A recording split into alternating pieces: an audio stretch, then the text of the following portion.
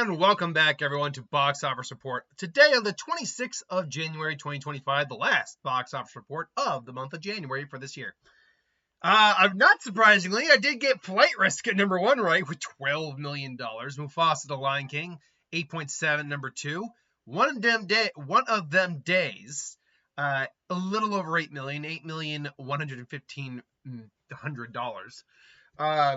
$115.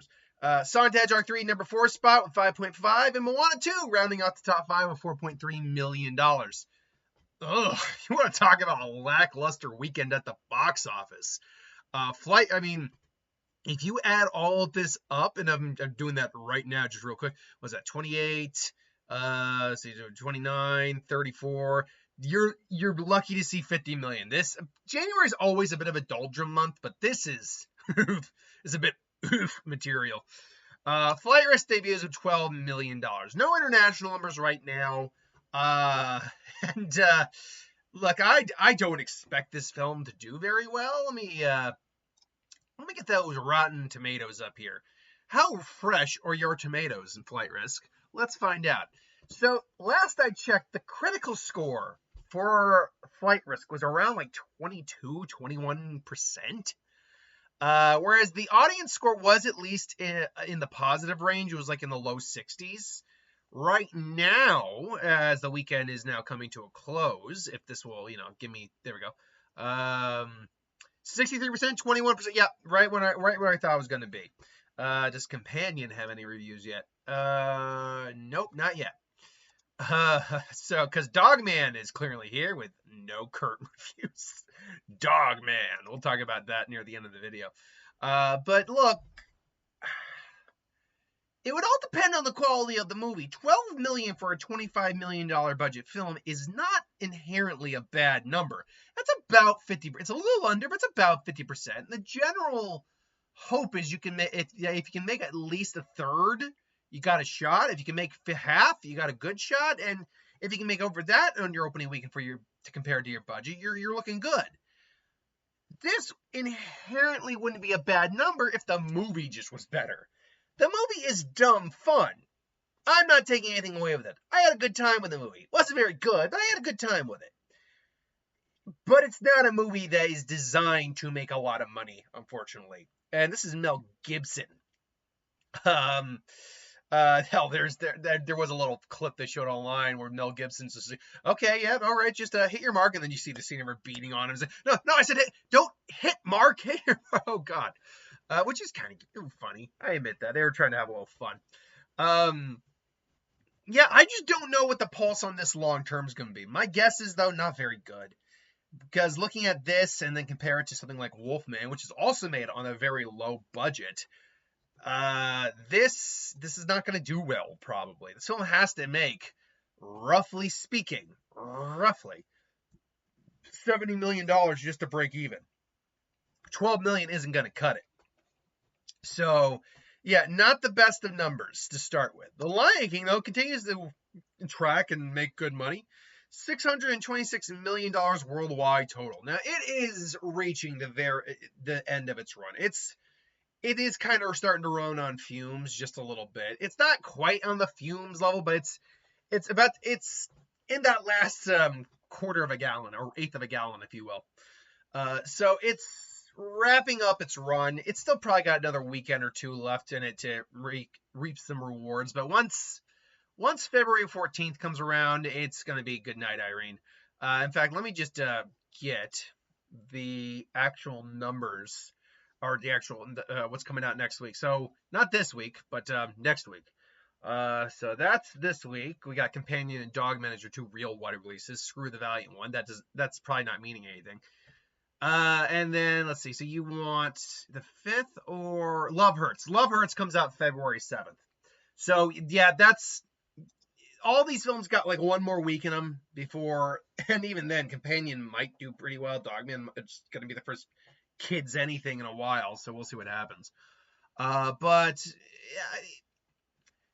it's not like it needs to making like 100 million more or anything like that. It'll luck out if it can hit 650, if I'm going to be honest. But it doesn't really need to at this point. It is a bona fide hit. at least financially. Maybe not so much critically or audience-wise, though clearly it did well enough among them to earn itself $626 million. I don't know. I mean, it helps that there really isn't a lot of competition. I made mention of this a while back that its biggest advantage it was going to have was the fact that January was so dead on competition. Same with Sonic, same with Moana, same with a couple of the movies that came out. One of them days, I made another $8 million this week, $25 million. Now I checked. This is another film that is made on, roughly speaking. In fact, I'm going to double check this right now. One of them days. Let's see here. I want to say that was a lot of $25 million films this January. 14 million. Sorry, it was 14 million. This was actually a really cheap. And it's got good reviews, which shows because it only dropped. It only dropped 32%, which, good films in January are a little hard to come by. So the fact that it's already made $25 million against a $14 million budget, at best, you're probably only looking at $10 to $15 million in marketing. So you're looking at a film that if it can hit 40 million, 45 million, maybe? Yeah, 45 million. If it can hit that, they're going to count that as a big win. At the minimum, because at the minimum, they're breaking even. At maximum, they're making some money. So I haven't seen the film. I'm probably not going to be seeing the film. Not because I don't like comedies or anything like that, just because, I don't know, it wasn't really my taste. But look, if you're one of the people who went out and saw it and support it and you're suggestive for other people, continue to do that. Film health is what keeps the industry going. So even if bad movies we don't like make money, it just means the industry keeps going. Now, granted, it also tells the studios that make these movies, hey, the audience likes that. Let's do that again. And when bad movies, that's a double-edged sword, admittedly. But still, good for it at least. Speaking of good for it, another $5.5 million for Sonic 3, currently at $446 million, the highest grossing of the franchise. It's going to close out probably right around where I said the Venom numbers, between 450 and 475 to 78 or something like that. Good for it. I don't have much else to say. Once we get this far into box office runs for films, it becomes a little redundant of what I have to say that's good about the film. Like, it made money. It was an entertaining film. Like, good for it. It broke some records. Great for it. Otherwise, it's like, I don't have much else to say, sadly. And that's the case here. I just don't have much else to say. So it's had a good run. It honestly, it made its money back right around the $300 million mark anyway. It's the most expensive of the Sonic films at like around 122-ish, something like that. And I had to assume, mind you, because I couldn't find it actually, that the marketing budget probably rounded it up to about $200 million, give or take. Because that'd be about $78 million. So that means you need $300. Well, it made its money back, and now that pretty much means that this film is about $150 million in the profit range, or at least it will be. And those are the kind of numbers that studios like to see. So good for it. Speaking of which, Moana 2, $4.3 million. It's also pretty done its run. It's got a couple extra million left in the tank, but it's also on digital. It had a good percent record. 43% of it was domestic, whereas 46.1% of it was international. So even though the international definitely came to represent a little bit more than the domestic didn't slouch one bit. And good for it. And I believe it makes it right now the 51st highest grossing film of all time. It will be a little higher on the charts, but not by much. If we were still making, like, say, 14 million domestically, we could be having a different conversation about where its placement could be. But if I actually get the all-time up here real quick, let's see here. Worldwide, there we go. Lifetime gross. And, okay, so like I said, 51st highest grossing film. Based on these numbers and what it made this week versus what it can still make long term, that's actually a good question. I think it's almost a lock it can hit the 48th spot. But that's another 20 million to get the 47th or higher. Ooh. I'm not sure about 47th spot. But hitting the 48th spot, I almost think that's a lock. That's 8 million between what little international comes in left and the domestic. I think it's very possible, actually. In fact, I would almost say it's a lock. It's definitely a lock. It's going to be Harry Potter and Sorcerer's Stone. It's literally only $374 million below it. And then what, 3 million away from, roughly speaking, from the number 49 spot. So yeah, 48th spot, I think it's still reachable for it. I don't think there's anything wrong to believe that. Presence debuted. I actually thought this was going to be in the top 5 spot based on the Friday numbers. Different type of take on a ghost story where it's like from the entity's perspective.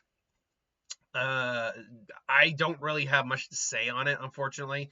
But, it's not like it's bad or anything like that. Good for it. It looks like it's neon. They make some interesting stuff. And they usually make it on a low budget. Oh, Wolfman. It just howled at the moon. 68.8 was that? Weekend to weekend. Hold on here. Yeah, 68.8% drop. And it didn't even open all that well. That's not good. And this is Blumhouse. And look, say what you will about this film. It's got a far better Rotten Tomatoes score than something like, say, Flight Risk does. Wolfman, if I remember correctly, was holding like somewhere in the 50s, maybe high 40s. So not great score, but certainly better than Flight Risk. Certainly better than some of the other movies that came out. Hell, I think it's even got a better critical score than Mufasa, if I'm not mistaken. Mufasa's critical score is actually not that good. Let's see here. That's actually a very good question. What is Mufasa's critical score? Where's Wolfman? Yeah, 53% audience. So not great, but hardly, yeah, 50. So it's almost got a very similar critical score. Mufasa's a little better, about 5%, but still, than Mufasa. But Mufasa got a far better audience rating than Wolfman does. And you'd think horror movie fans would come out for it. Blumhouse, maybe people are starting to just not be interested in what Blumhouse has to offer, because Blumhouse rarely makes something that doesn't make money. They don't always make the best films. I have 2 films on my worst list that speak to that from last year, but they usually make something that still makes some money. Night Swim, as bad as it was, and it was bad, made money. Even Imaginary, not amazing, better than Night Swim, but not amazing, made money. This might not make money. And again, let me just be clear. I'm pretty sure Wolfman is like around 28, 25 million. Let's see here now. Wolfman.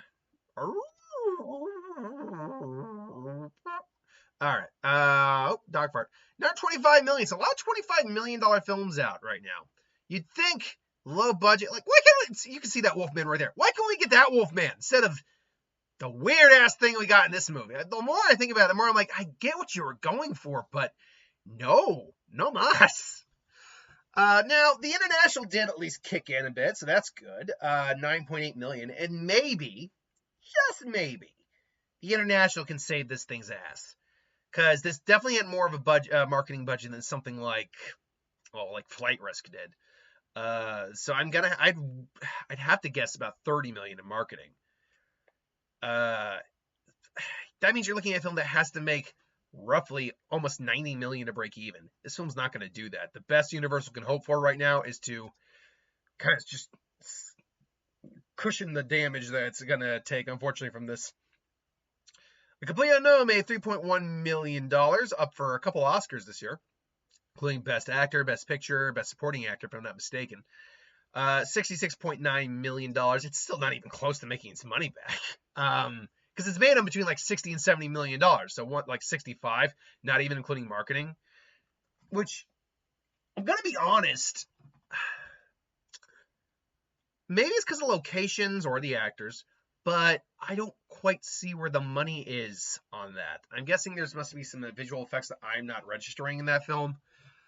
Because at best, this film looks like it should be made more on like $30 or $35 million, which would still not make it profitable, but would make it a lot more than a financial loss. But again, luckily, it doesn't have to worry about that because it is an Oscar contender. Den of Thieves Pantera, another $3 million for it. It's quickly going out the door. But it's also currently, wait a minute, folks. You want all time? You want worldwide? Let's go worldwide. You want to get nuts? Let's get nuts. It's currently the highest grossing film of the year with $40,457. And The Wizard of the Emerald City. Who released this? from Russia. So basically, oh yeah, we can't license the name Wizard of Oz. So let's just the Wizard of the Emerald City. Yes, no, completely different story. We thought it's children. Yes. Now I'm making fun of Russia for no real reason. It's like, do you need a reason? Well, yeah, actually, sometimes you do. I mean, we look at like all the main releases of the year so far, like main releases. Wolfman is the third highest grossing film of the year. One of them days fourth right now, but it's probably actually going to overtake Wolfman. Flight Risk is currently the fifth highest grossing. It's a weird looking year right now, but it always starts out looking weird. Let's be fair about that. As for Dan Thief's Pantera, it's another film that's going to lose money. Lionsgate is not having a good year good time right now. Because they made this on $40 million. It's only made $40 million. Now, it didn't have a big marketing budget, but it needs to probably hit about 90 just to break even. I don't know. I don't know what goes through people's minds.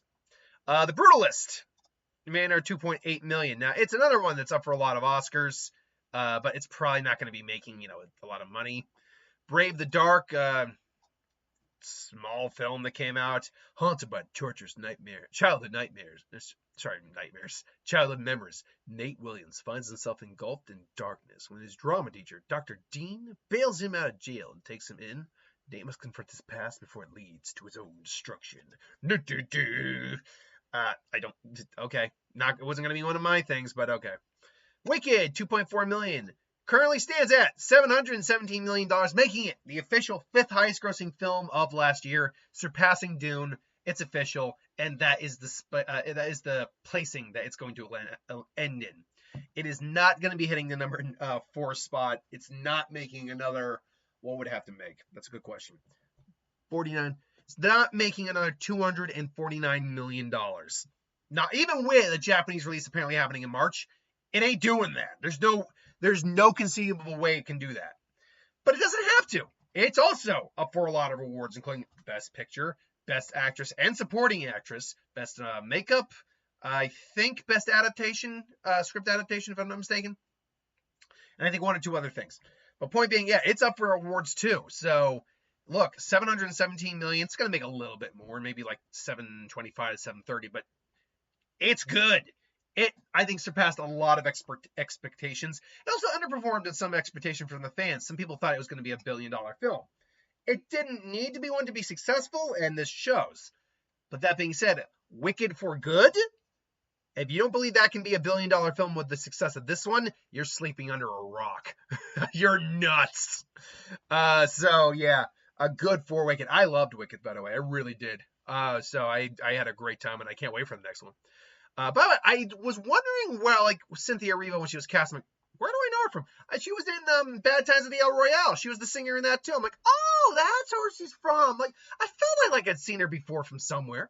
I digress though. Nosferatu, another $2-some-odd million, $166.4 million. Nosferatu made money, man. It made money. It didn't make bank, but it made a nice profit. So good for it, absolutely. It deserved all the success. It was a good movie that, my dad brought this up at one point. It was a good movie. It's like, oh, you don't want to watch it again? I'm like, look, it was a good movie. I also am not rushing out to see it another time right now. And I had to describe a scene to him, and he goes, oh, okay, yeah, not really a watch for a movie kind of, watch as a movie kind of thing. For like, movie night there on the house. So, I was being so descriptive. I used the word yeet. As a 35-year-old man, I should not be saying yeet. Anyway, Baby Girl made another under $1 million. Everything else now is pretty low ball on the amount they're making. Gladiator 2, 160, got 1 Oscar. I heard someone kind of put it best. Original one was, I think, nominated for like 13, and this one only got nominated for 1. Kind of speaks a little bit to it. Wild Robot is also an Oscar-nominated film, and it actually might even creep over to make to get to the 325 spot. Now, that being said, once we get near the Oscars, which I believe is the 2nd of March this year, I'm checking my calendar right now if this is Sunday. Yes, that is the 2nd of March this year. Once we get to like a week or two before the Oscars, you will probably see Wild Robot suddenly get more screens again. Conclave get more screens again. The Brutalist, Might see Inside Out 2 get a re-release. You're going to see a lot of these films that are up for nominations suddenly be back in theaters so people can go and see the Oscars and kind of see these Oscar nominations and, give their opinion. Other than that, though, that is the end of the box office report this week. It's a pretty lackluster. January is always so lackluster, unfortunately. Now, that being said, what do we have for this coming week? Well, we have Dogman and we have Companion. My gut instinct says Companion. It's more of an actual film. Dogman is really for little kids, but I think it's got enough intrigue that it could get a double digits opening release. But Dogman is something that we haven't had in about a month or more. I mean, Sonic really was the last real film we had that followed something like this. And then, if you want to go even further beyond that, before that, Moana is the first animated film of the year.